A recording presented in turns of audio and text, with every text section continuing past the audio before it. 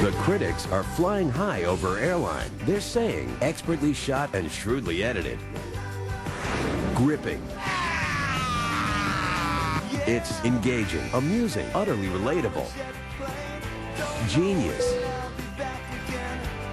Airline is A&E's addictive new series. Airline. Mondays at 10 on A&E. Do I look fat in this dress? No. There are stories a river can tell, and truths it cannot hide.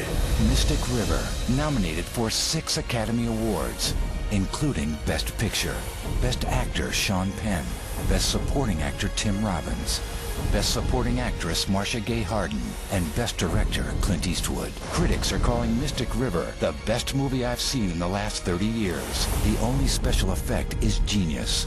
Mystic River, rated R, now playing at a theater near you. Hand me down a walking cane, hand me down my hat. Oh, get on to beg yourself for the rubber band. Man, go down to lose control when the rubber band starts to jam. How much of this stuff do we think we can stand? So much rhythm, grace, and debonair from one man? No, rubber band man, get down, brother.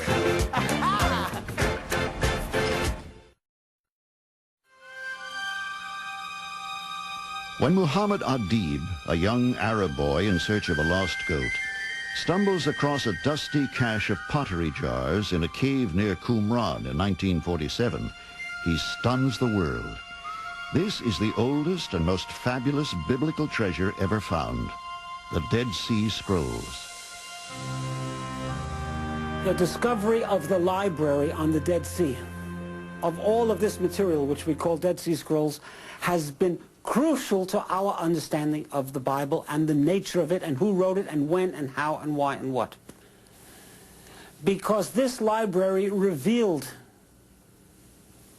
a piece, at least, of every book in the Bible, except Esther, in a manuscript which was 1,000 years older than the oldest Hebrew manuscript we ever had.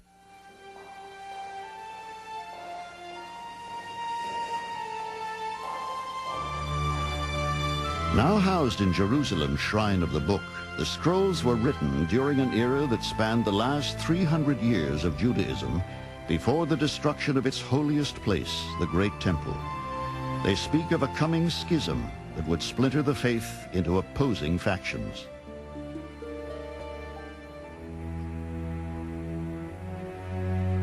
Compelling and evocative, the scrolls were written at the time that a new religion, Christianity, was being born. Much of the literature contained within the scrolls may well have been known to Jesus himself. Do not take riches from a man you do not know, lest it only add to your poverty. If God has ordained that you should die in your poverty, so he has appointed it. But do not corrupt your spirit because of it. Dead Sea Scroll, number 4Q416.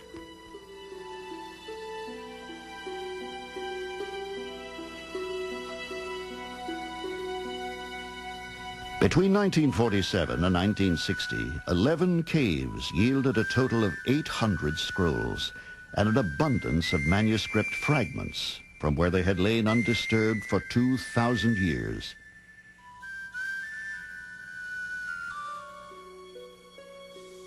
Written on parchment and papyrus, a diverse range of text appears among the scrolls. Most are written in Hebrew, but there is a smattering of Greek and Aramaic.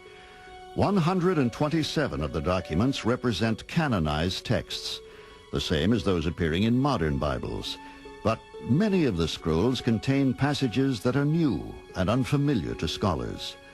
A few of the documents appear as many as 19 times, written by different scribes, indicating that the collection may have been assembled from a variety of sources. We have discovered that there were in circulation different manuscripts of the same book. The book of Samuel is better than the book which we have, longer, more detailed. The book of Jeremiah is worse, shorter, and more confused. So the general rule is that the Dead Sea Scrolls have encouraged us to accept the validity of the text, the Hebrew text which we have, but to acknowledge the fact that there were other texts in circulation. Were the scrolls based on even earlier, more ancient writings? And who collected them in this remote and barren wilderness? And why? The answer may lie here, in the nearby settlement of Qumran. It was once occupied by a reclusive Jewish sect known as the Essenes. The word Essene comes from Aramaic, meaning pious or healer. The sect had broken away from the mainstream of Judaism about a century and a half before the Jews' fateful war with the Romans. Choosing to live an isolated life in the desert, they dedicated themselves to religious worship in anticipation of a long-awaited Messiah, even as Jesus was about to make his entrance into history. Deeply pacifistic, the Essenes were most likely responsible for hiding the scrolls. But why? Scholars have searched the ruins in vain for answers. Did the sect believe that the Romans would destroy the temple in Jerusalem and had therefore brought its holy documents to Qumran for safekeeping? Perhaps not. For as the texts were translated, it became clear that the Essenes and the Jerusalem priests were not in agreement with one another on fundamental religious issues. Mixing is forbidden because the people are holy and the sons of Aaron are the holy of holies. Nevertheless, as you know, some of the priests and the people are mixing. They are intermarrying and thereby polluting the holy seed. Dead Sea Scroll, number 4Q398.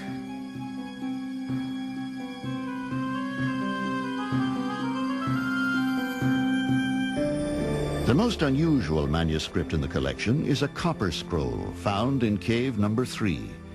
It lists 64 locations of buried treasure in the area, but nothing has ever been found.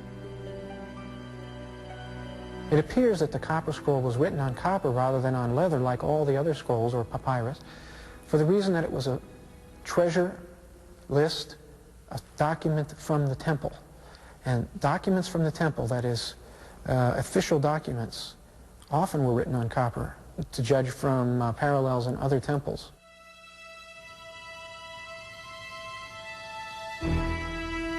Since the scrolls were buried at the time the Romans finally destroyed the temple, some scholars have speculated that the people who hid them may also have been responsible for hiding the temple treasures and religious artifacts. But this too is unlikely, due to the deep division between the Essenes and the Jerusalem priests. While providing tantalizing insight into the politics of the time, the scrolls say surprisingly little about who wrote them or who hid them in these soaring cliffs.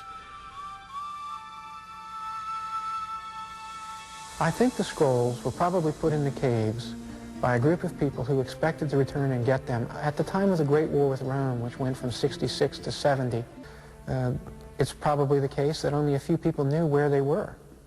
There are hundreds and hundreds of caves to be seen in the area where the scrolls were found, and it cannot have been a common knowledge which ones contained these great treasures.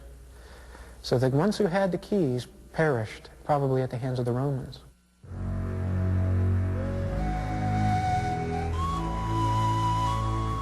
Buried when Jesus walked the Holy Land, preaching a new view of the world, just before a war in which Rome almost annihilated the people of Israel, the scrolls preserved in the caves of Qumran offer few clues about their authors. But they have provided dramatic insight into the diverse range of texts that existed long before the Holy Scriptures were compiled into the single work we now know as the Bible.